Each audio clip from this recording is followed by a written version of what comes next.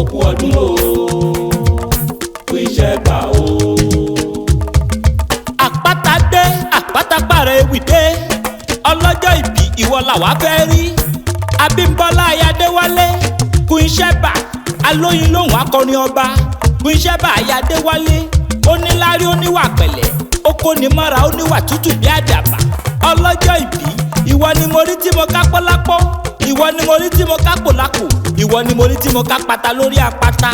ìkálẹ̀ lórí irun rẹ ODE-IRELE ní ti bàbá tó bí ọlọ́mọ ìwọ lọ́mọ àyàdíyàlà ọmọ ẹnẹẹnẹ bí ó dẹ ọmọ àdóyè ládùndún ọmọ àṣàṣà nígà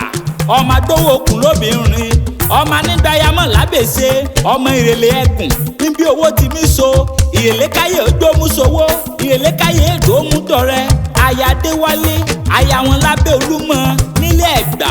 Ẹ̀gbá ọmọ Lísàbí ọmọ agbóǹgbò àkàlà ọlọ́jọ́ ìbí ìwọ ti dánmọ́ wọn ló tù ú fẹ̀ nílé ọmọ ajílò ṣẹ́ṣẹ́ fún okú ọdún okú yèdùn orí ẹjẹ́ kó o pẹ́ láyé kó o dàgbàlagbà bí ara ọ̀rọ̀ àkókò tán ire kó máa jẹ́ tì í rẹ àkókò tán ohun ọ̀rọ̀ nífẹ̀ẹ́ ilé olókùn kì í gbóná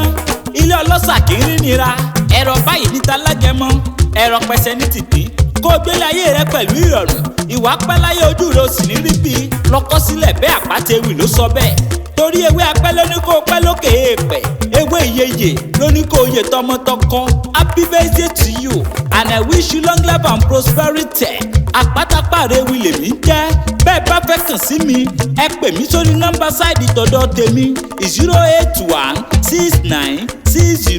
08169602775 mo gbéra pa ó dibi tá a forí mi sọlẹ̀ sí níbi ojúmọ́ ti mọ́lé gbogbo ilẹ̀ kílẹ̀. pín iṣẹ́ bà pín